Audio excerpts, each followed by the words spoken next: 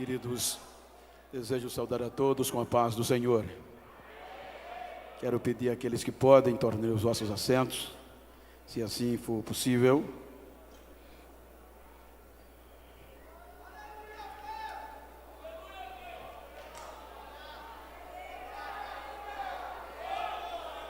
Quero externar a minha gratidão a Deus pelo privilégio de poder estar com os santos esta noite para compartilhar convosco a mensagem do Senhor. Quero agradecer ao pastor Gilson, a sua muito digna esposa, a pastora Dórica, toda a diretoria desta honrada igreja, toda a igreja, e fazer menção de gratidão à coordenação na pessoa do pastor Edmilson, todos aqueles que o ladeiam, e esta briosa mocidade. Que Deus continue conservando-os e fazendo as diferenças no século XXI. Agradecendo ao presbítero Antoniel pelo contato, o corinho, a receptividade, junto com o Tiago, o Everton. Que Deus recompense os amigos pelo carinho e a receptividade. Queridos, quero ler um texto que está no meu coração para compartilhar com o tema proposto, que é um tema de desafios e de estímulo. Capítulo 10 do segundo livro de Samuel. Há um texto que eu quero tomar por base do contexto.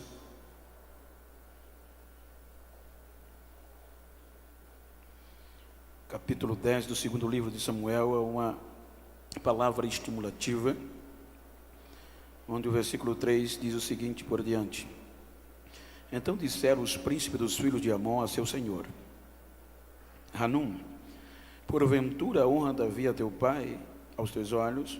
Por que te enviou consoladores? Porventura não te enviou Davi os seus servos consoladores para reconhecer esta cidade, e para espiá-la e para transtorná-la? Então tomou Hanum os servos de Davi, e lhes rapou metade da barba, lhe cortou metade das vestes até as nádegas, e os despediu. O que fazendo saber Davi, este enviou a encontrá-los, porque estes homens estavam sobremaneiras envergonhados. E disse o rei: Deixai-vos estar em Jericó, até que torne-vos crescer a barba, e então podem voltar.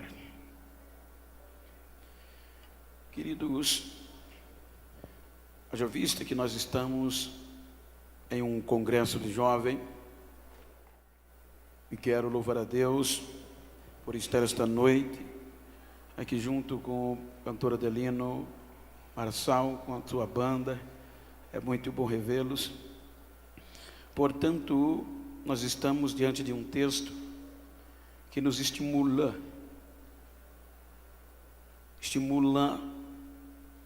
sobretudo na época, no tempo que nós vivemos, e a urgência de Deus da nossa identificação.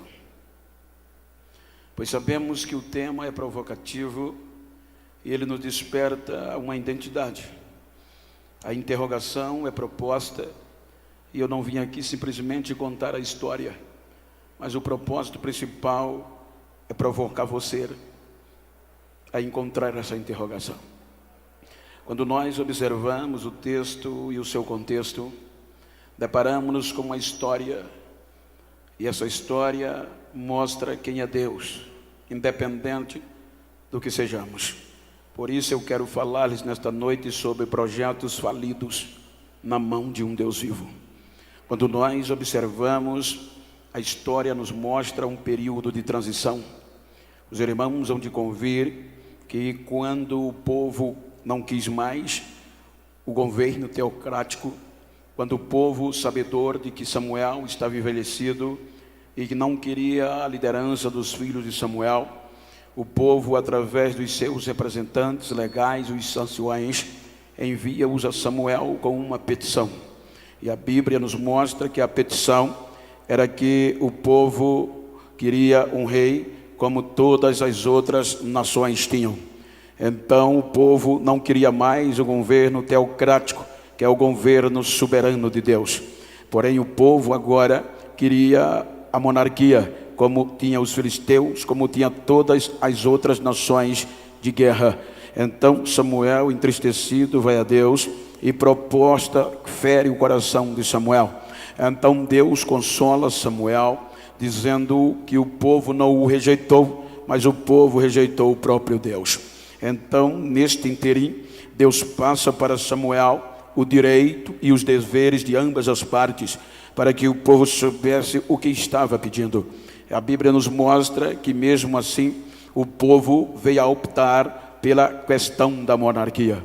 É quando Deus cria uma situação em um contexto que na ótica humana parece um contraponto, um contrassenso, porque quando nós observamos a profecia patriarcal pela boca do patriarca Jacó, no capítulo 49 do Gênesis, quando ele fala de um reino sempiterno, ele fala que o centro de autoridade nunca sairia da tenda de Judá. Portanto, quando o povo pediu um rei, o povo queria um homem para ir à guerra, o povo queria um homem que liderasse, o povo queria um homem que tivesse o contexto de gerir, o contexto político e econômico. Então Deus cria uma situação nas tribos de Israel. A Bíblia mostra que Deus vai à menor tribo de Israel, em uma região de latifundiários, e Deus escolhe o fazendeiro chamado Quis, descendente da tribo de Benjamim, a mais pequena tribo de Israel. Então Deus faz com que alguns daqueles animais, daquele fazendeiro se percam, e isto era uma perda enorme, porque aqueles animais na época tinham um valor exorbitante.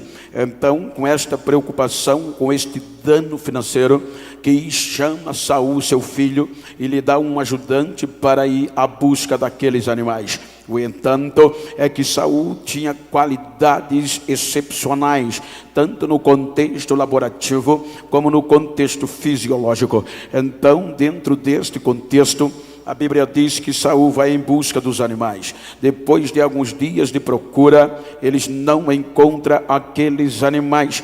Então é quando Saul quer desistir. Mas o seu moço o estimula a ir mais à frente, porque o assessor estava orientado, estava atualizado, de que numa cidade um pouco distante tinha um homem de Deus. Então o assessor disse a Saul: vamos mais à frente, porque eu sei que estará havendo uma reunião profética ali na cidade, e há um homem por nome de Samuel, e ele é profeta. Ele é um homem honrado, tudo que ele diz acontece, e nenhuma das suas palavras cai por terra. Então agora Saul é estimulado e parte para o encontro de Samuel. O interessante é que Saul foi uma escolha de Deus. Se você olhar no pormenor, em uma visão crítica, a Bíblia diz que quando Saul parte para a cidade, um dia antes dele chegar, aí Deus vai dialogar no ouvido de Samuel, e quando Deus revela a Samuel o que o acontecido, era interessante. Veja que Saul foi uma escolha, e Deus disse a Samuel: eu estou te enviando um homem, e você vai ungí-lo como rei de Israel. Então Samuel já sabia, porque Deus pontuou, Deus indicou, Deus enviou. Ou seja, quando Saul encontra com Samuel, Samuel fica alegre, o coloca em uma receptividade excepcional, lhe dá lugar de destaque, lhe dá lugar de honra, e depois da reunião, Saul é ungido como o primeiro rei de Israel. Nesse interim, a Bíblia nos mostra, e o escritor faz questão de colocar os adjetivos. O escritor diz que Saul era um projeto perfeito, Saul era um projeto ideal, Saul era o melhor projeto daquela época. Foi dentro deste contexto de projeto que Deus escolheu Saul. Então a Bíblia diz que Saul, do ombro para cima, não tinha ninguém mais belo do que ele em todo o Israel. Dentro de um contexto laborativo, a Bíblia mostra que Saul era um jovem determinado, era um jovem que trabalhava no campo, arando terra, domando animais, e assim fazia dele um grande devastador. Então Deus escolhe Saul como o primeiro rei de Israel, e Saul começa a ser usado por Deus. Imagina o que é que a unção faz. Se o jovem já era um projeto perfeito, a Bíblia diz que depois que ele foi ungido, o Espírito Santo tomou e ele foi transformado em um novo homem. Se a Bíblia já qualifica como um projeto perfeito, imagina agora depois de cheio do Espírito Santo. Então Saul foi levantado por Deus com uma identidade de poder. É a unção, a capacidade de Deus para devastar tudo que viesse pela frente. Se os irmãos hão de convir que dentro do contexto, Israel estava vivendo uma crise bélica. Os amonitas estavam a ponto de devastar Israel da face da terra. Os soldados amonitas queriam vazar o olho direito dos guerreiros de Israel. Então Saul é ungido dentro desta guerra. A Bíblia diz que através de Saul, Deus dá livramento ao seu povo. Saul começa a chamar a atenção de Deus. Saul começa a chamar a atenção dos homens. O jovem rei Saul começa a se destacar. A unção fazia Saul apresentar-se como um grande guerreiro na presença de Deus, a ponto que a Bíblia diz que a sua fama começou a crescer, a sua fama começou a levar o seu nome a longe. A fama de Saul ficou tão tremenda que ele tornou-se a ser ovacionado dentro de Israel. A Bíblia diz que todas as vezes que eles vinham da guerra, Saul liderando, os músicos quiseram ovacionar, quiseram enaltecer o nome do rei Saul. A Bíblia diz que os músicos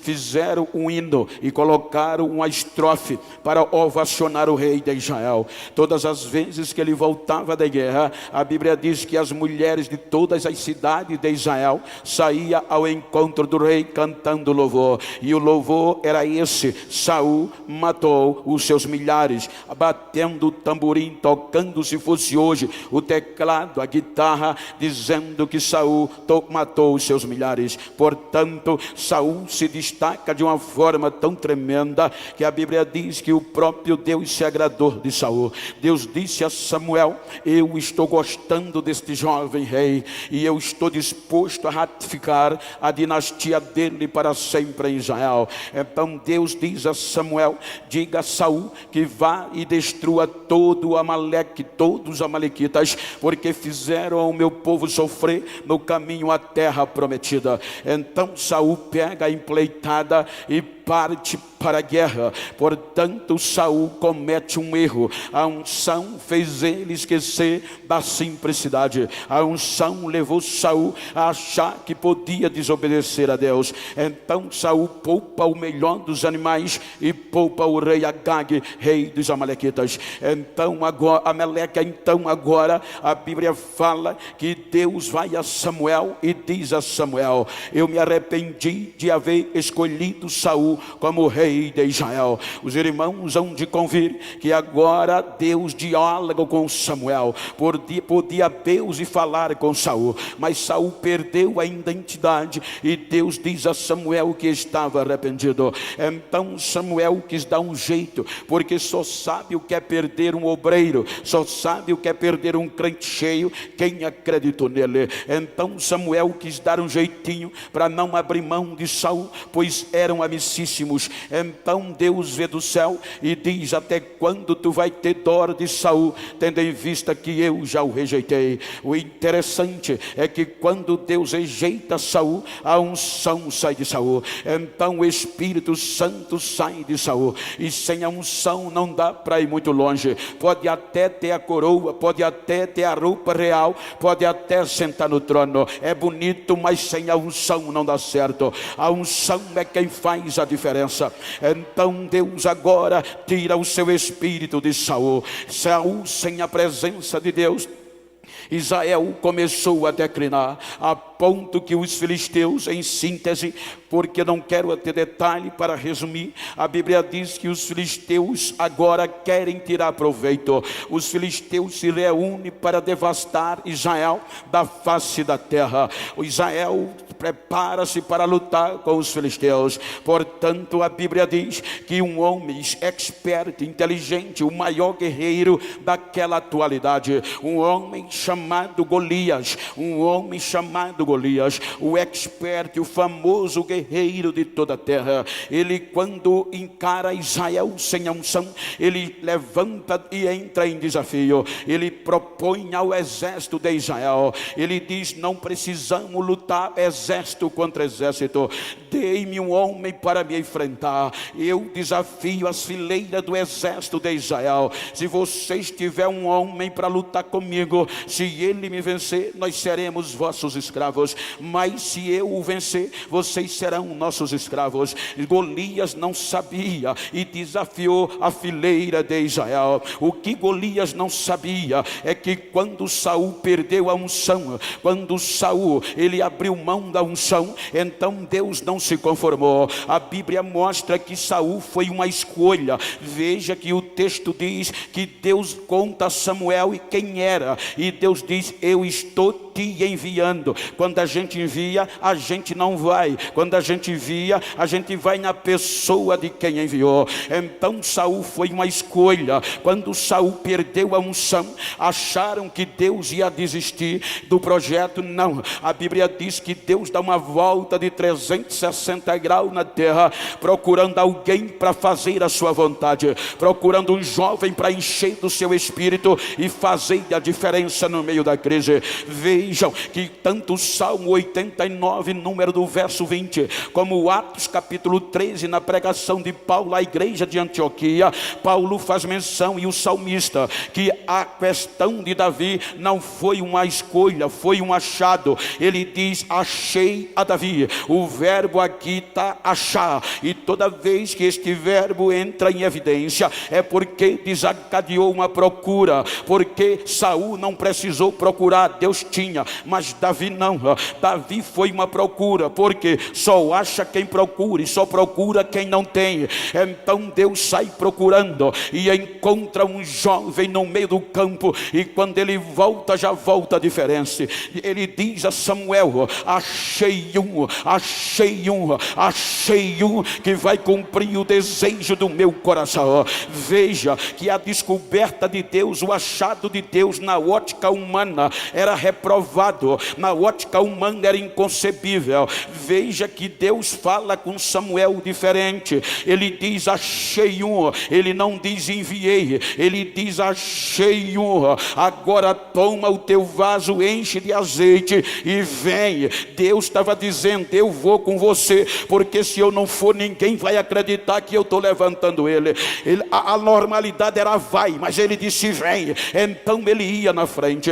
Vai à casa de Jessé o belemita, que eu escolhi um dos seus filhos. Então Samuel, sabendo que foi Deus, encheu o azeite e partiu para ungir um dos filhos de Jessé. E Deus não disse quem era, Deus só disse que era um que ele escolheu. Então o que é que acontece? A guerra estava ferrenha, mas os 3 filhos de Jessé vieram para o sacrifício, conforme disse Samuel. Quando Samuel chega na casa de Jessé, ele tem a ótica perfeita, ele não estava errado, porque a primeira escolha de Deus era um projeto perfeito, era o bonitão, era o sarado, era um projeto de chamar a atenção. Então quando ele chega na casa de Jessé, ele vai em busca do melhor, ele vai atrás do mais bonito, do mais marombinha, do mais aproveitamento de vista. Então quando ele olha para o primeiro, salvo engano, Eliabe ou Abinadab, um desses dois,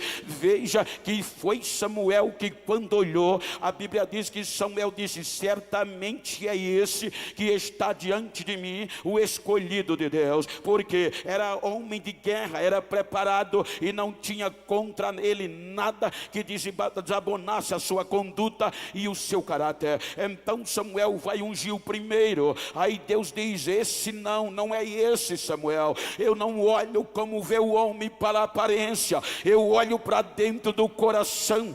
Veja que Samuel ficou confuso. A Bíblia diz que Samuel agora põe a bomba na mão de Jessé. Aí o texto diz que agora é Jessé que vai escolher. A Bíblia diz, então Jessé fez passar, ou seja, Jessé ia lá e trazia na frente de Samuel, Eliabe, não é esse, Samar, não é esse. Os 7 filhos de Jessé passaram, e Deus dizendo a Samuel, não é esse não se engane. Veja que no capítulo 11, versículo 16, Samuel fica confuso. Acabaram-se os meninos, os jovens, mas por que ele estava ali? Então ele olha para o pai, que não colocou o último na relação, ele não foi selecionado. Aí Samuel pergunta, acabaram-se os teus jovens, teus mancebos? Aí veja que a resposta foi automática, não, ainda tem o último, ele está no campo cuidando das ovelhas, ponto final. O texto tem ponto final, não tem vírgula, não tem ponto e vírgula. E no nosso vocabulário, quando tem ponto final, vamos mudar de assunto, o assunto acaba aqui. Jessé sabia que não tinha jeito, aí Samuel olha para ele e diz, mudar de assunto uma conversa, mande chamar o pequenininho, mande chamar o último e traga ele aqui, porque se ele não chegar, ninguém senta na mesa enquanto ele não colocar o pé aqui dentro. A ordem foi expressa, vai buscar Davi. Quando ele chega na casa, o céu se abre e Deus diz, é esse. Ninguém entende, sabe por quê? Porque na tradição da época, Davi era um projeto falido, totalmente falido, porque a tradição diz que Adão era ruivo e Adão pecou. A Bíblia diz que Esaú era ruivo e o ruivo Saul vendeu a primogenitura, e os irmãos sabem que em Israel passava a história de pai para filho, de geração a geração. Então todos que fosse ruivo era um projeto falido. Veja que o escritor, ele mesmo coloca uma conjunção adversativa. Ele, quando fala que Davi foi ungido, ele diz que Davi era famoso de aparência, era isso. Aí ele coloca uma conjunção adversativa, ele diz, porém era ruivo. O porém não encaixa na ótica humana. Davi não encaixava no projeto do homem, mas Deus é Deus que ainda acha projetos falidos no século 21. Quem acredita que Deus ainda usa projetos falidos, quem ainda acredita que Deus devolve identidade a quem perdeu, hoje nós vamos sair daqui cheio do poder de Deus, porque Deus ainda faz.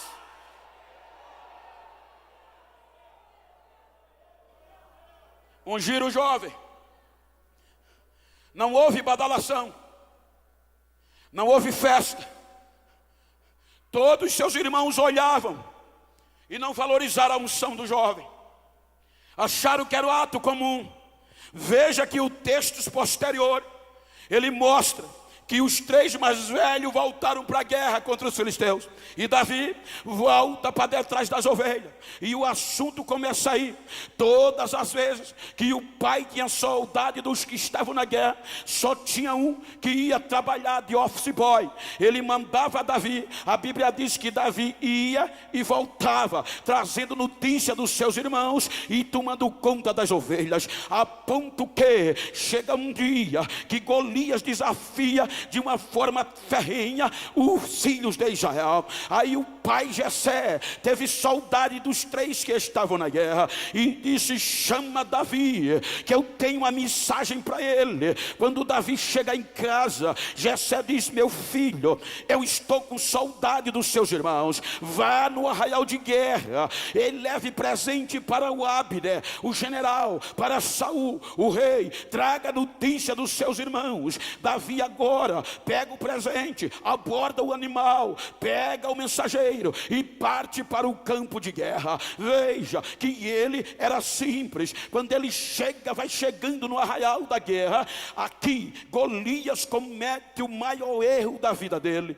Golias era expert, era violento. A Bíblia diz que a lança dele era feito eixo de tecelã. Se você já viu tecido, um eixo de um tecelão trabalhando, você não acredita. Ele é tão rápido que o olho não acompanha, ele é tão ágil que o olho não acompanha. Golias era preparado, era famoso, o nome dele estava na mídia da época. Então quando Davi vai chegando, naquele dia, Golias sobe o monte e desafia o exército de Israel. Ele diz a Bíblia, que Golias sobe, olha para o exército do outro lado do vale e diz: vocês não têm um homem aí para me desafiar, vocês não têm um guerreiro para lutar comigo. Se vocês tiverem, mande ele lutar comigo, porque hoje eu desafio a fileira do exército de Israel mais uma vez. Aí o menino vai chegando, sem contexto na fama. O menino vai chegando, quando ouve aquilo, ele não suporta. Quando ouve aquilo, ele não fica calado. Por quê, pastor? A unção faz isso. Ora, quando a hora chega, chega. Não, Deus cria qualquer situação. Você quer ver uma coisa? Talvez Davi até aqui, a Bíblia diz que ele era office boy, carregava recado para lá, para cá, presente, para lá, para cá. Se fosse hoje, transportava os pastores do aeroporto para o hotel, do hotel para o aeroporto. Mas talvez você chegou aqui achando que Deus não está te vendo. Mas se você puder, diga para quem está ao seu lado, diga: olhe bem para mim. Diga a ele: olhe bem para mim. Hoje eu posso estar carregando o recado. Diga a ele: mas eu sou ungido, eu sou cheio, a minha hora vai chegar. E quando a minha hora chegar, sai de baixo.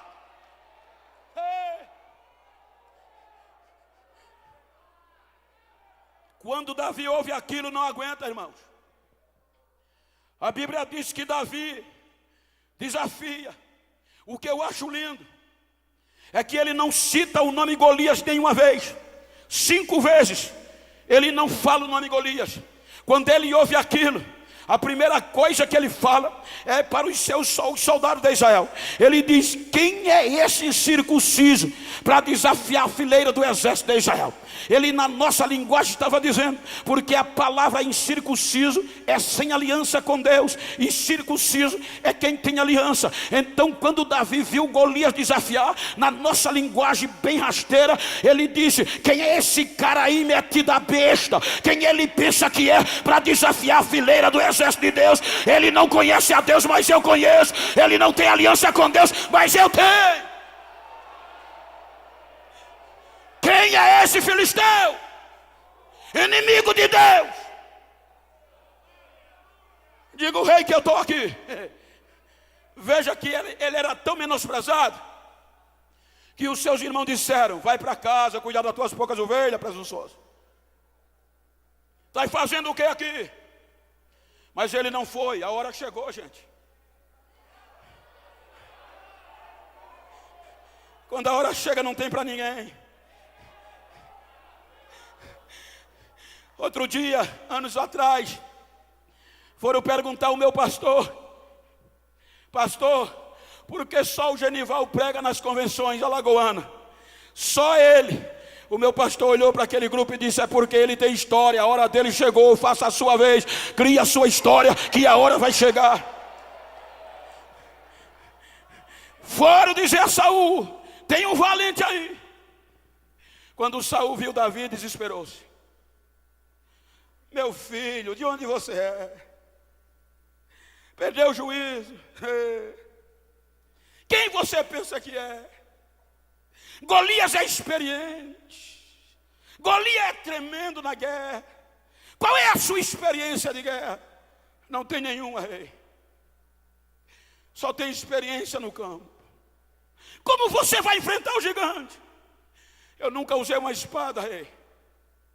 Nunca usei uma lança. Mas deixa eu contar 2 experiências para o senhor. Estava cuidando das ovelhas do meu pai, quando de repente veio um urso tomar uma das minhas ovelhas. E eu tomei a ovelha do urso, vou parafrasear, quebrei a cara dele de bufete, esmurrei ele até ele correr. No outra vez veio um leão, eu tomei a ovelha da boca do leão e quebrei os dentes dele. Ei, será que isso resolve? Será que isso resolve? Se é assim, manda avisar a Golias que chegou o valente. A notícia chegou, Golias se preparou. E quando Golias entra no vale, entra desafiando, todo preparado, Quando ele vê quem era o oponente, ele menospreza. E ele grita: vocês estão querendo zombar de mim? Me enviar uma criança para me desafiar? Hoje eu estraçalharei a carne dele, envergonharei vocês e darei os animais do campo. Aí Davi vem sem arma, sem lança, mas vem cheio de Deus. Ele olha para Golias e diz: você está vindo a mim com escudo, com lança, com espada, mas eu estou indo ao teu encontro no nome do Deus de Israel. E hoje eu vou cortar a tua carne, vou dar as aves do céu e os animais do campo. E hoje toda a terra saberá que ainda há Deus em Israel que salva, ainda há Deus em Israel que salva. Faz assim comigo.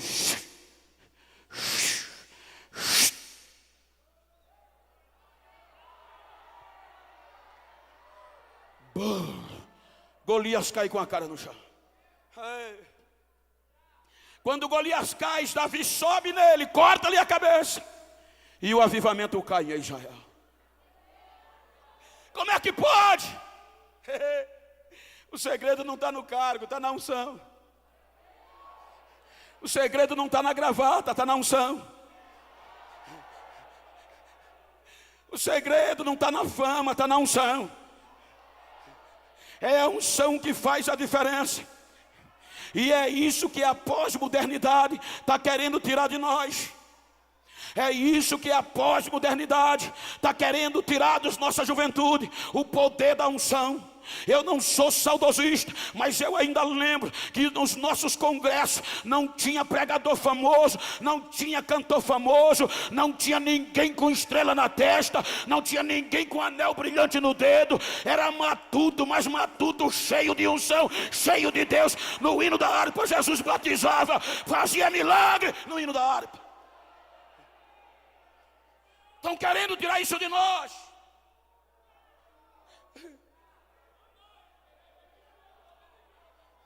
Estão querendo tirar isso de nós.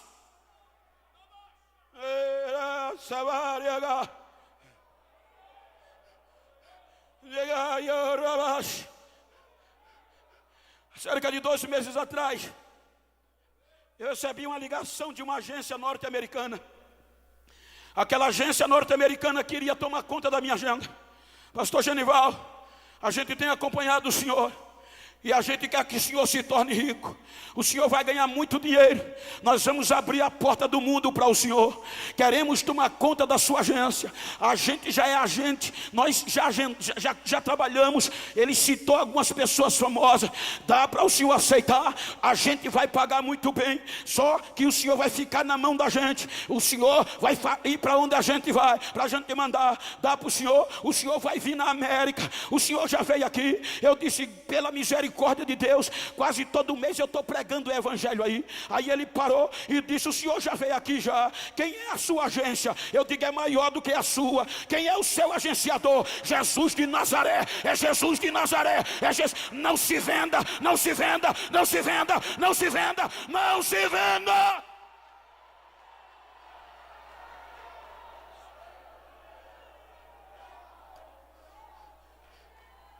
Saul não tinha coroa, mas tinha unção. Estava com a coroa, não tinha unção. Os soldados tinham o cargo, a espada, mas não tinham unção. Davi não tinha espada, não tinha coroa, mas tinha unção. O que é que prevalece?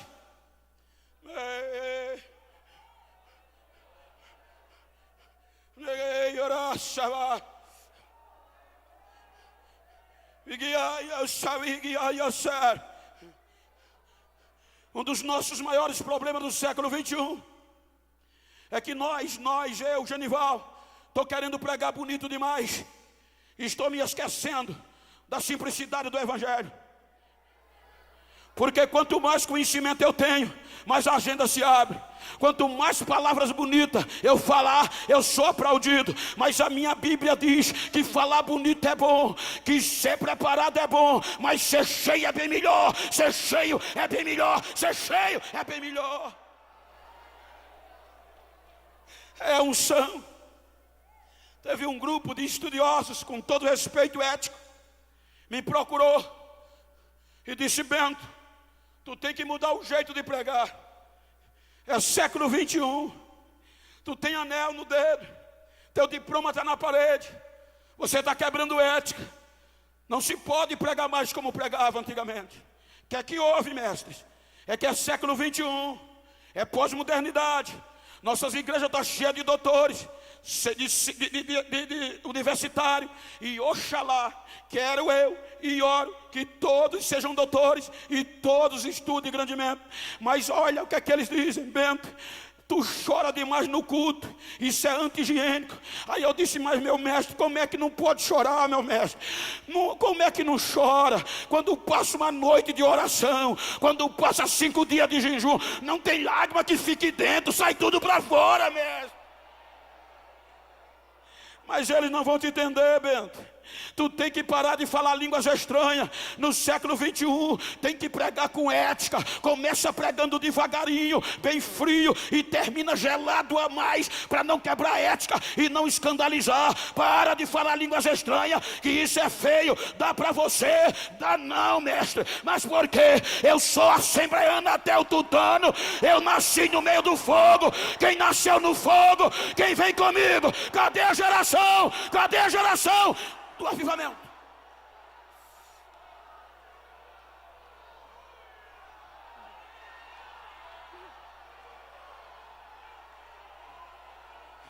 Reias, Neiras,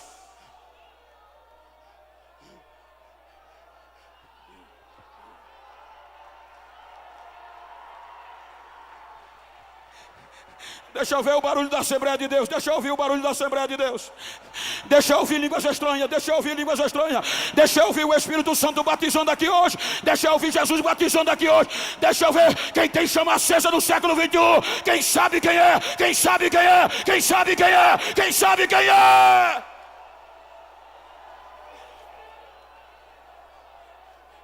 Mega Rush.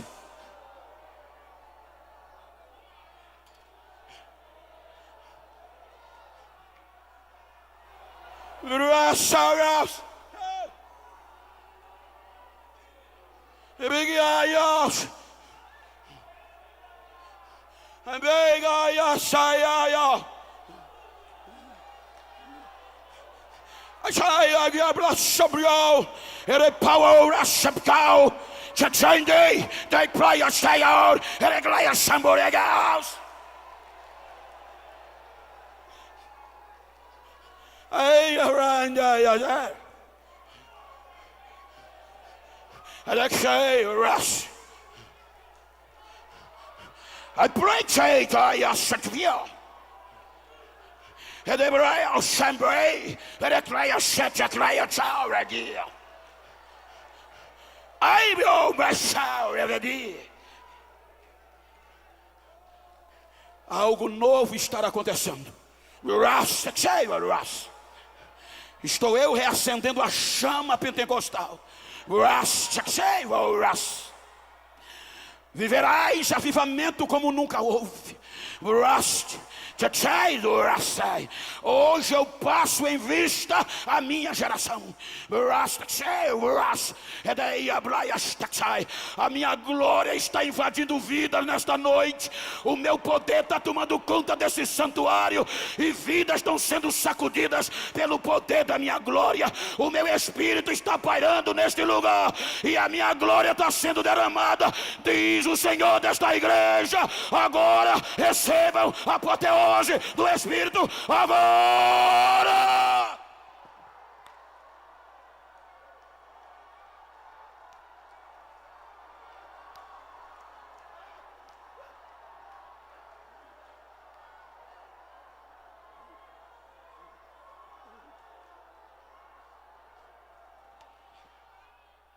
Adora, adora, adora, adora, adora, adora. Cadê a geração do século 21 que ainda fala línguas estranhas?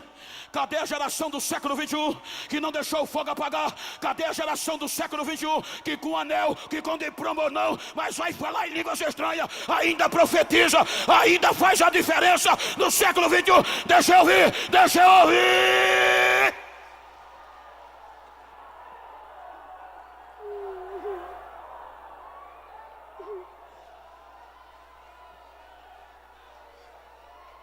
É a unção. É a unção que faz a diferença. Não adianta pregar bonito sem ter unção. Se falar bonito resolver, tem político que dá de 10-0 na gente. Se cantar bonito resolvesse, tem cantores e cantoras da MPB que cantam melhor do que nós. Mas é bonito. É bonito quem tem unção cantar, né, irmão? Às vezes desafina, mas o Espírito corrige e diz: deixa comigo que eu vou fazer a diferença. O gigante caiu. E a Bíblia diz que Davi se tornou um guerreiro valente. É aqui que você vai descobrir quem é você.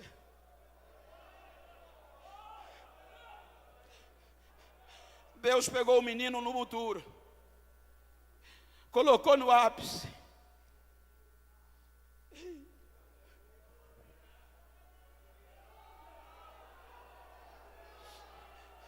A ponto que ele se tornou tão famoso, que a Bíblia diz que os compositores de Israel fizeram outra estrofe, depois da de Saul.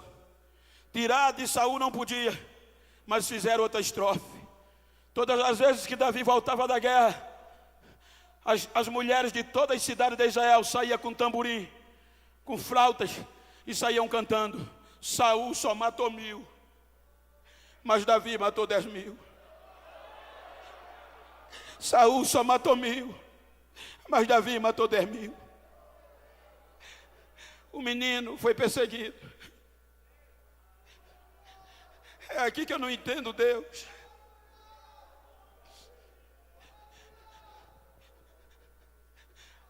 Há um recurso humano que diz que a mídia, ela consegue colocar alguém na fama dentro de 24 horas.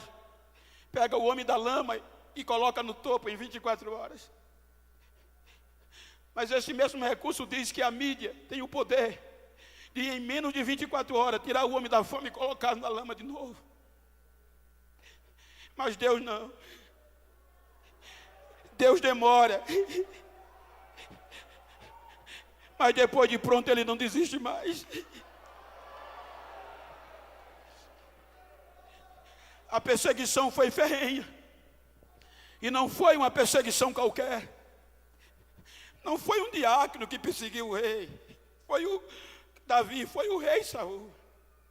A maior autoridade. A tropa de elite.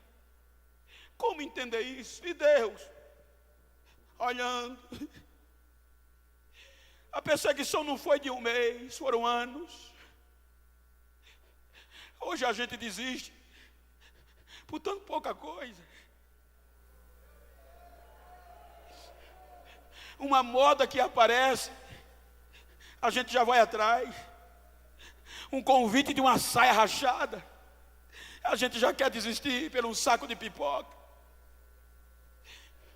A perseguição foi tão grande que o menino desesperou, babou, chorou, deu uma de doido, e Deus preparando, esperando. Chegou um ponto que ele teve que se esconder na caverna de Adulão. Juízo do povo: julgue o povo entre mim e o rei. Quando ele se enclausura na caverna de Adulão, a Bíblia diz que Deus manda uma ajuda para ele. A Bíblia diz que Deus manda cerca de 400 homens para se juntar a Davi. Agora, olha a característica dos homens: levianos, endividados, dissidentes, desprezados, só homens que a sociedade não aceitava mais, só projetos falidos. Só projetos falidos, gente. Agora 401 projetos falidos vão partir desse pressuposto. Agora Davi pega esses 400 homens, e por esses 400 homens torna-se heróis nos anais da Bíblia Sagrada. Esses projetos falidos na mão de Deus sacudiram a sua geração. A Bíblia diz que Davi levanta 4 grupos excepcionais só de projetos falidos. Primeiro grupo eram os destros, feitos de projetos falidos na mão de Deus. A Bíblia diz que os destros eram tão valentes que quando entrava na guerra não desistia enquanto não vencia. Alguns deles terminavam a briga que a espada ficava grudada na mão. Você sabe o que é isso? A pele da mão derretia a ponto de grudar na espada e eles não abriam a mão. O segundo grupo eram os canhotos, que atiravam dissidente de Benjamim, homens que ninguém acreditava mais, mas se tornou-se tão cheio de unção, que atiravam com pedra a longa distância e não ratavam um fio de cabelo. O terceiro grupo eram os belicosos, lutava com a direita e com a esquerda. Esses eram valentes. Um dia 3 desse grupo ouviu Davi balbuciar: ai, que vontade de beber das águas da cisterna de Belém. 3 desse grupo, a Bíblia diz que os filisteus guardavam a cidade de Belém. Só 3 furaram a fileira dos filisteus, pegaram água e trouxeram para o rei. Está aqui, rei, beba. Será que os cabos era bom? Mas tinha o último grupo, que era o especial, os consoladores. Os consoladores não brigavam nem com a direita nem com a esquerda, e não andavam armados. Os consoladores, a única arma deles era o azeite. Por quê? Porque era a turma que curava os doentes. Aonde tinha um ferido, eram os consoladores que iam lá, saravam a ferida deles. Aonde tinha alguém triste, eram os consoladores que iam lá e davam alegria a eles. Aonde tinha alguém morto, eram os consoladores que iam lá e consolavam os que estavam vivos. Eles representavam a bondade do rei. Aí Davi soube que Naás, um dos reis dos amonitas, morreu, e era amigo de Davi, porque o refugiou quando ele fugiu de Saul. Aí Davi disse: eu preciso consolar o filho dele, Hanun, e mandou os consoladores consolar Hanun. Os consoladores não andavam armados, mas o cuidado do rei ia com eles.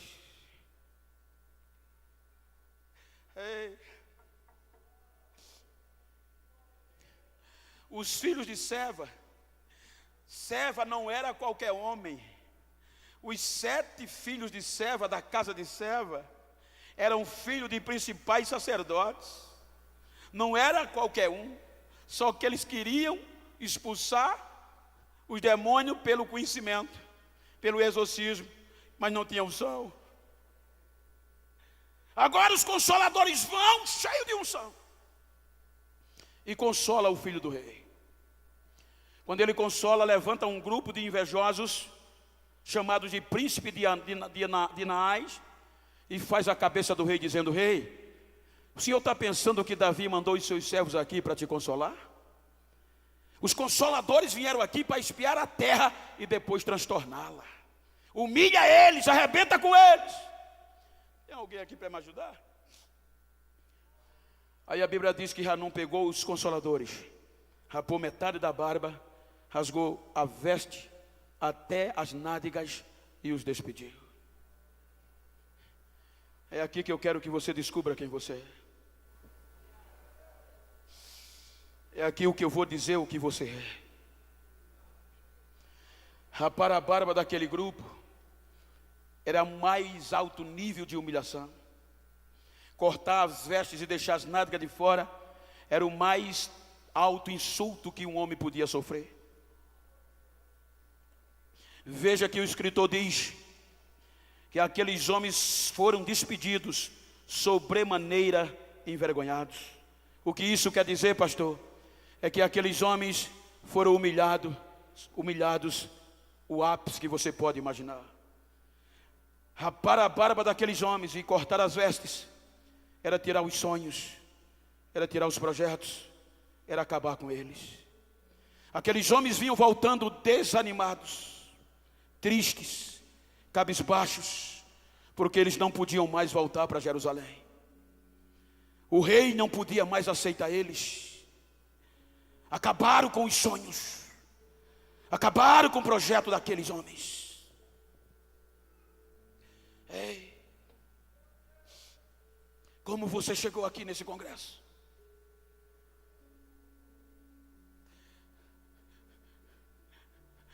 Não é para a gente sair daqui do mesmo jeito que chegamos. A chama tem que estar acesa 24 horas por dia, independente das circunstâncias. Há um contexto que, há anos passados, em uma Olimpíada de inverno, eu achei interessante, no Japão, isso saiu na mídia. A Olimpíada de inverno, Jogos de inverno é no gelo. O que chamou a atenção dos desportistas e da imprensa é porque no gelo a árvore, ela se desprende da folha para economizar energia, para suportar o frio. Mas o que chamou a atenção é que no monte tinha uma parte toda verde no meio do gelo. E a imprensa e os deportistas ficaram assustados. Não pode, só ali está verde. O que é que está acontecendo? Por que as folhas não caíram? E os pesquisadores foram pesquisar e descobriram que aquelas árvores estavam sobre um monte, que dentro do monte era um vulcão ativo. Então, por conta daquele vulcão, a terra era aquecida e as raízes das árvores eram aquecidas. O gelo não conseguiu derrubar as folhas das árvores, porque tinha fogo dentro do vulcão. É esse fogo que nos mantém de pé. É essa chama que nos mantém de pé. Eu vou dizer algo que vocês já ouviram, mas me permitam. Não sei como você chegou aqui, querendo desistir, humilhado, cabisbaixo, sem ter certeza do que você é. Eu não estou pregando para super crentes. Eu não estou pregando para super-heróis. Eu estou pregando para seres humanos. E quantas vezes não dá vontade da gente desistir? A humilhação, o menosprezo. Quantas vezes eu não quis tirar a minha vida, porque diziam que eu não valia o que comia. Um projeto totalmente falido. Mas um dia chegou um jovem senhor e disse: eu conheço alguém que nunca desiste de você. Me evangelizou por 13 meses e me levou para a igreja. Quando eu cheguei na igreja, Adelina, Jesus me aceitou. Com um mês eu já pregava naquela fazenda. Com um ano eu já era líder de jovens. 15 dias Jesus me batizou com o Espírito Santo. Com um ano e meio eu estava sentado na igreja que eu nasci na fé, pequena. E veio um pregador e me pediu para eu ficar de pé no meio do culto. E disse: Genival, Deus está mandando te dizer que você é um projeto dele. Ele nunca vai desistir de você. O mundo vai ouvir falar o teu nome. O Brasil vai ser pequeno para você pregar. Só que era dentro da cana. Semi-analfabeto. O assunto foi tão absurdo que depois de 3 dias um grupo de obreiros me procurou, dizendo: Bento, não acredita naquilo que o pregador falou. Mas por que eu não devo acreditar? É impossível, Geno. A gente tem 20 anos, 15 anos na igreja e nunca aconteceu nada. Tu é crente, tu ora 8 horas por dia, jejua a semana toda, mas tu pode ficar decepcionado. O que ele disse jamais vai acontecer. E eles me conseguiram convencer. Mas por quê? Porque tu é pobre, Bento. Você é semi-analfabeto e você é preto. Ninguém vai acreditar em você. E a conjuntura atual era verdade.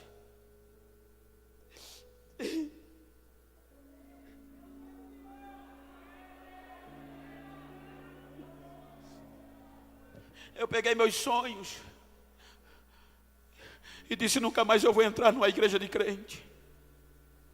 Só que a chave da igreja, da congregação, ficava na minha casa.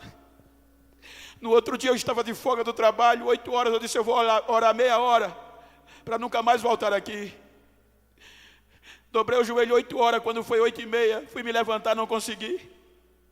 Tinha 2 mãos nos meus ombros apertando, dizendo: fica aí, que eu vou mostrar a você quem sou eu. Eu fazia força, eu não me levantava. 4 horas da tarde eu me levantei. Quando eu fui para casa, veio um jovem correndo: irmão Genival, a tua filha saiu às pressas. Ela tinha 9 anos, 94. Ela saiu quase morta, tua esposa desesperada. Eu corri para um posto de saúde muito precário. Quando cheguei no posto de saúde, o médico mandou eu entrar. A minha filha estava deformada, de 9 anos. O rosto virado para o contrário, os pés toda contorcida. O médico disse: eu fiz o que pude, mas ela deu entrada em óbito. Prepara o enterro, leva ela para casa. Tem mais jeito não. Acabaram comigo. Eu peguei a minha filha no colo, acabado. Saí do posto de saúde e as pessoas meneando a cabeça. Quando eu fui entrando para a rua da minha casa, era uma fazenda, um sítio. Aí o Espírito Santo gritou aqui dentro: vai para casa fazer o quê? Leve a criança para onde você estava orando. Eu vou mostrar a você quem eu sou. Eu vou mostrar a você que eu não dependo da razão do homem. Eu não trabalho na lógica do homem para cumprir os meus projetos. Eu levei-a. Tinha deixado a porta entreaberta, empurrei com o pé, acabado. Joguei a criança no piso e comecei a gritar, a chorar. Quando eu gritava, foram dizer os médicos: ele está doido. O médico: ele está doido. As enfermeiras correram para a igreja. E eu só lembro que eu gritava, eu caí, minha esposa gritava. Foi quando eu ouvi a voz do meu Deus gritando nos meus ouvidos, no meu coração: fui eu que te trouxe aqui, filho. E eu te trouxe aqui para te dizer que você é um projeto meu. Fui eu que te tirei do monturo. E eu vou colocar no meio dos príncipes para você saber quem sou eu. E como eu te amei, e eu te trouxe aqui, olha o que eu estou fazendo. Quando ele disse assim, não deu 10 segundos, a minha filha começou a se endireitar. Em 10 segundos ela deu um pulo e saiu correndo dentro da igreja: pai, pai, pai, Jesus ressuscitou ela na hora.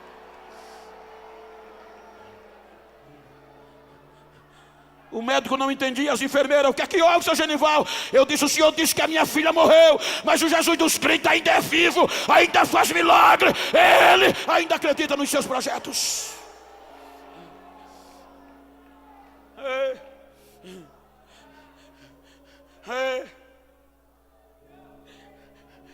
Quem você é? Hoje eu estou pregando para vocês, a nova geração. Não desista.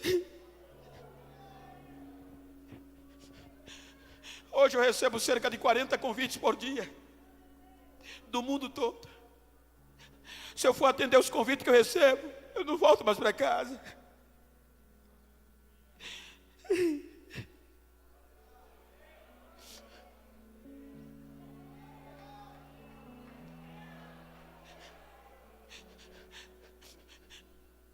Estudei, me formei,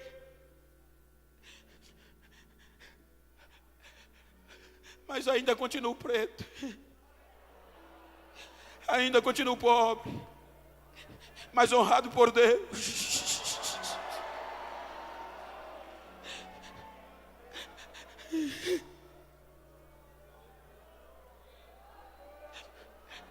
Eu não sei como você chegou aqui.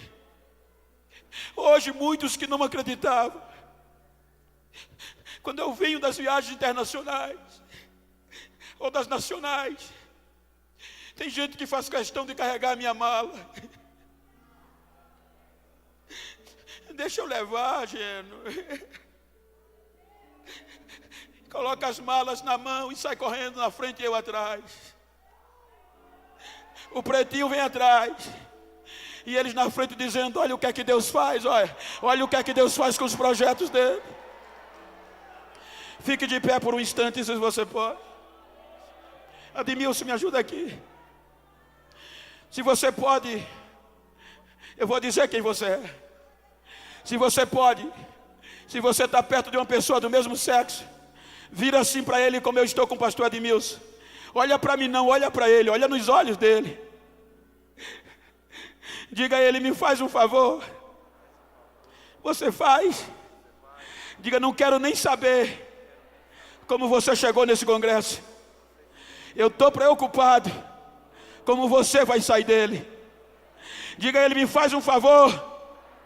Depois desse congresso, se amanhã, porventura, tu encontrar uma amonita por aí perdido, que pensou que eu ia desistir, que pensou que eu tinha sido acabado, que pensou que eu não era um projeto de Deus, dá 2 avisos a ele. Primeiro, diga a ele que eu não sou um projeto falido. Diga a ele que eu sou um projeto vivo, na mão de um Deus vivo, para um grande avivamento. Diga aí o segundo recado. Diga a ele que eles raparam a barba, mas deixaram a raiz. Diga: a barba cresceu e eu estou voltando. Eu estou voltando, eu estou voltando, eu estou voltando. Abraça ele, abraça ela.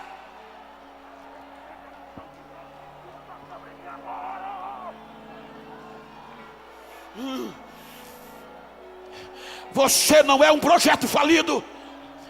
Os amonitas vão ver: você é um projeto de Deus para um grande avivamento.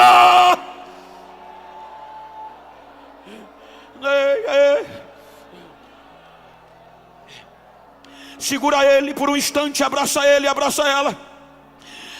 Diga para ele: eu só vou te soltar quando eu ouvir línguas estranhas.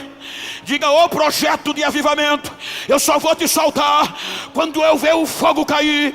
Diga para ele: eu só vou te soltar quando eu ver lágrimas nos teus olhos. Segura ele, segura ela. Jesus, quem não é batizado, batiza agora. Quem não é, renova agora. Recebe línguas estranhas, recebe dom de profecia, recebe a chama que está queimando dentro de mim agora. Agora, agora, agora, agora, agora.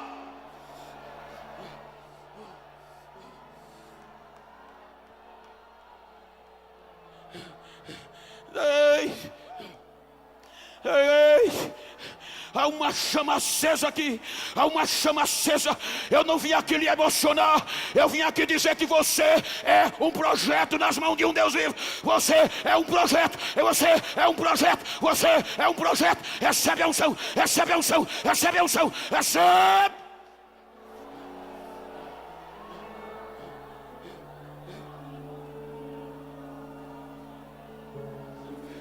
Deus,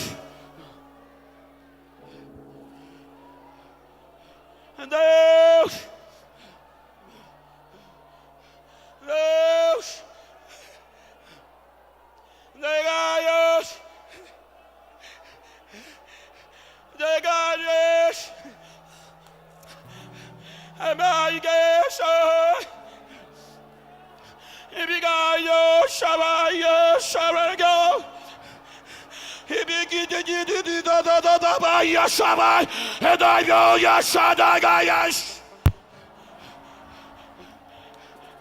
E diga yo sadego. E dia sei rasa. Chapai chou seraia da vas. Eu estou te entregando uma geração poderosa. Eu estou renovando uma geração que eu te entreguei, para que saiba que eu tenho me agradado. Esta geração vai sacudir esta cidade pelos 4 cantos. E hoje eu renovo a minha promessa nesta geração. Hoje eu derramo a minha glória nesta geração, para que saiba, agora, diz o Senhor.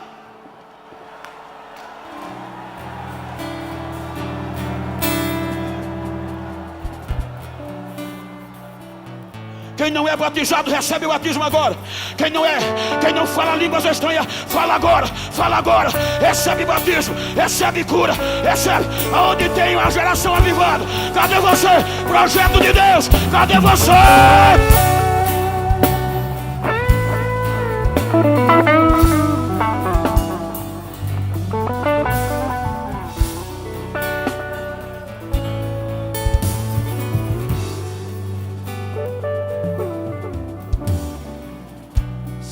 Todos reunidos no mesmo lugar. De repente eu assim,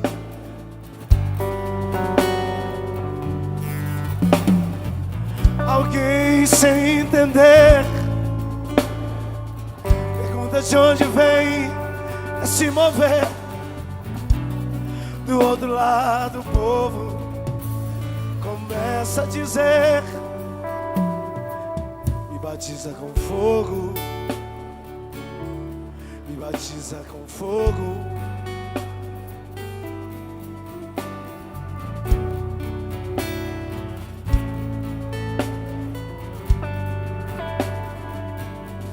Me batiza com fogo, me batiza com fogo.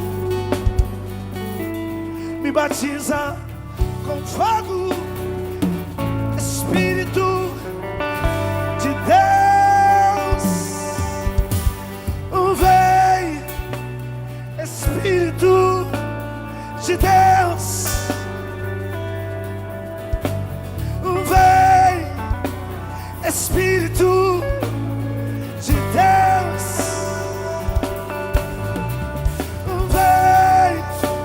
Espírito de Deus, vem, vem, Espírito de Deus, me batiza com fogo, me batiza com fogo, me batiza com fogo, Espírito de Deus. Me batiza com fogo, me batiza com fogo, me batiza com fogo, Espírito de Deus,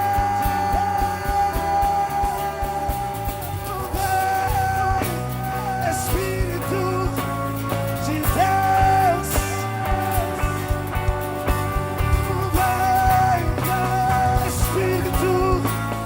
de Deus, Espírito de Deus, vem, Espírito de Deus,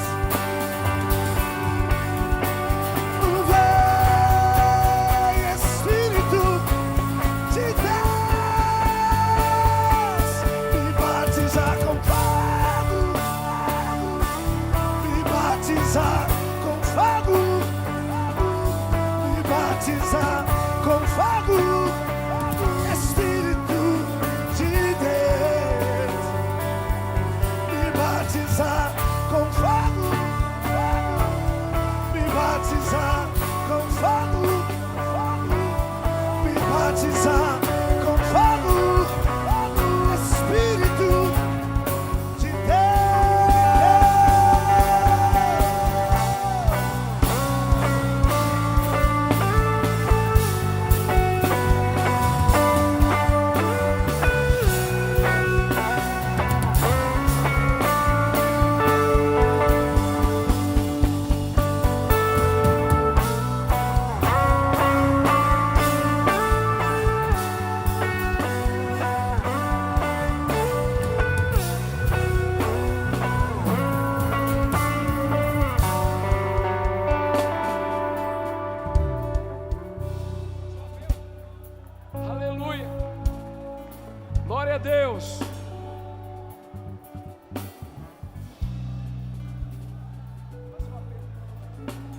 Glória a Jesus. Irmãos, eu quero convidar aqui na frente as pessoas que querem entregar sua vida a Jesus. Esteja afastados do caminho do Senhor. Vem aqui na frente. Sai do seu lugar. Primeira vez, segunda, não, eu estou afastado do caminho do Senhor. Venha nessa noite receber Jesus como Salvador da sua vida, como Senhor da sua vida. Onde está a pessoa? Onde está? Vem aqui na frente, olha do lado aí, irmão. Você trouxe alguém, você sabe que ele está afastado do caminho do Senhor. Traz ele aqui na frente. Aleluia. Onde está? Levante a mão aí onde você se encontra. Aleluia. Venha, deixa as pessoas passarem aí. Glória a Deus, deixa as pessoas passarem. Glória a Deus, deixa as pessoas virem aqui à frente. Aleluia. Venha, jovem, aqui. Aleluia. Traga as pessoas. Jesus tem um projeto para você. Você não pode sair desse projeto. Quem sabe você diz, não, para mim não tem mais jeito. Deus vai tirar o ponto final que foi colocado, vai colocar uma vírgula e vai colocar uma nova história na sua vida. Vem aqui, está chegando mais uma senhora aqui, a moça. Aleluia, dê lugar para as pessoas passarem aí. Sai do seu lugar. Quem sabe você pode ter dito, mas Deus não tem mais plano comigo. Mas você entendeu que Deus pega aquilo que está lá embaixo e coloca no lugar que Ele quer. Ele quer fazer com você nessa noite. Está vendo mais pessoas aqui? Venha. Abra o caminho. Glória a Deus. Seja agora um canal de bênção para essas pessoas. Aleluia. Onde está mais? Sai do seu lugar. Você que está aí fora, no telão, vem aqui na frente. Receber Jesus como Salvador da sua vida. Não adianta ficar afastado. Alguém já disse para você assim, não, você não tem jeito. Deus está mandando dizer para você, ainda há um jeito. Aleluia. Ainda há um jeito. O que eu tenho que fazer, pastor? Dê um passo para cá. A tua vida vai mudar. Deus vai mudar a tua vida hoje. Deus vai mudar a tua história hoje. Mas você precisa acreditar. Se você não acredita, é incapaz até Deus fazer algo na sua vida. É preciso acreditar que Deus pode fazer algo. Você está vindo aqui, meu filho? Aqui, vem cá. Glória a Jesus. Eu não estou com pressa. Esse é o momento sublime do culto. É o momento que as pessoas abrem o coração e a sua história é mudada. Eu sei que tem pessoas aí que estão do teu lado. Convida, traz eles aqui. Glória a Deus. Aleluia. Igreja, diga comigo, há poder. Não, mas é com bastante força. Há uma guerra espiritual aqui dentro muito grande. Há pessoas aqui que estão com correntes nos braços, não conseguem levantar. Diga comigo, o sangue de Jesus tem poder. O sangue de Jesus tem poder. O nome de Jesus tem poder para quebrar essa corrente e deixar que as pessoas sejam livres para entregar a vida a Cristo. Saia. Correntes são quebradas aqui nessa noite. Tem uma pessoa aqui tão amarrada pelos vícios, que no teu coração houve um palpite dizendo o seguinte: você não adianta ir na frente, porque para você não tem jeito. Está no meio dessa multidão. Deus está dizendo para você: dá um passo. Dá um passo. Dá um passo. Aleluia. E as correntes serão quebradas da tua vida. Os vícios serão tirados da sua vida. E você vai sair daqui liberto para a glória de Deus.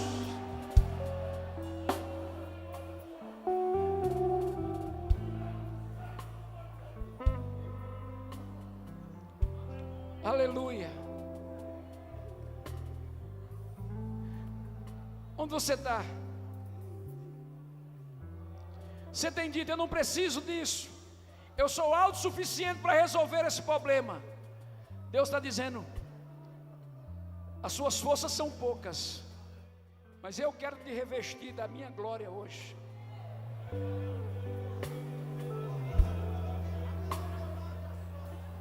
Eu tenho certeza que Deus está falando isso com alguém. Agora eu te digo uma coisa, meu irmão: se você não fizer por você, ninguém pode fazer por você. Está chegando aqui mais uma moça. Aleluia. Aplauda o Senhor. Aplauda o Senhor. Mas essa pessoa que eu estou falando ainda não está aqui. Ah, se você soubesse o que Deus quer fazer na sua vida hoje. Mas Ele espera de você uma atitude. Aleluia. Aleluia. Aleluia. Todo demônio que está te amarrando aí, sai em nome de Jesus. Aqui nós temos as pessoas que estão reconciliando com Cristo. Levante a mão assim comigo. Quem está reconciliando com Jesus, levante a mão assim, ó. Levanta a mão comigo, por favor. Quem está reconciliando? Aqui tem uma. O rapaz aqui está reconciliando. A senhora está o quê? Reconciliando com Jesus, é isso? Então, você já é crente? Hã? Hã? Então faz assim com a mão, ué. Ah, muito bem. Mais um jovem aqui. Levanta a mão, meu filho, assim. Aqui mais uma jovem, levanta a mão. Você também, meu filho, está aceitando a Cristo? Levanta a mão assim. Aleluia. Então nós temos aqui 1, 2, 3, 4, 5, 6, 7, 8. 8 pessoas. Você já é da... Você também está aceitando? 9. Amém, 8,5.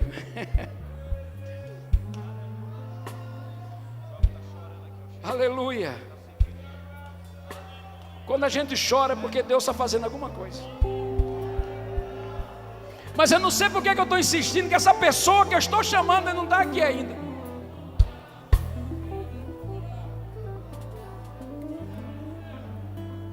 Eu não sei se ele está no telão, se está em algum lugar, mas tem uma pessoa aqui que precisa hoje, urgente. Mais uma senhora aqui. Aleluia. Glória a Deus. Você está vendo, meu filho? É? Adore o Senhor.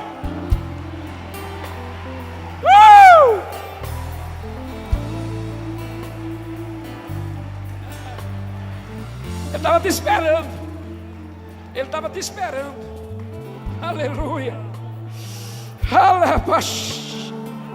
Deus, muda a história desse rapaz hoje. Ai, muda a história dele hoje.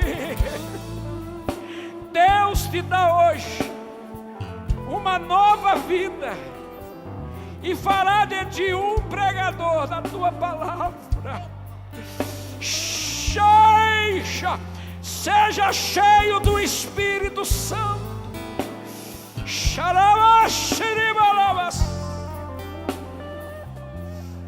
Aleluia. Deus abençoe essas vidas. Pode deixar de chorar aí. Igreja, estenda as mãos para cá. Deus, nós abençoamos esse jovem aqui, só jovens. Uma senhora de idade aqui, olha que maravilha encontrar com Jesus nessa altura da vida. A senhora é uma mulher de sorte. Aleluia. A senhora é uma mulher de sorte. Você está vendo esses jovens aqui? Quantos anos a senhora tem? Quantos anos a senhora tem? 79 anos encontrando com Jesus. Você pode aplaudir? Aleluia.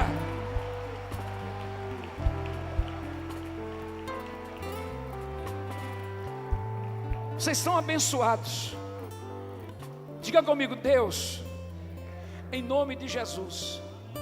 Perdoa os meus pecados, escreva o meu nome no livro da vida, faça de mim uma nova criatura em Cristo Jesus.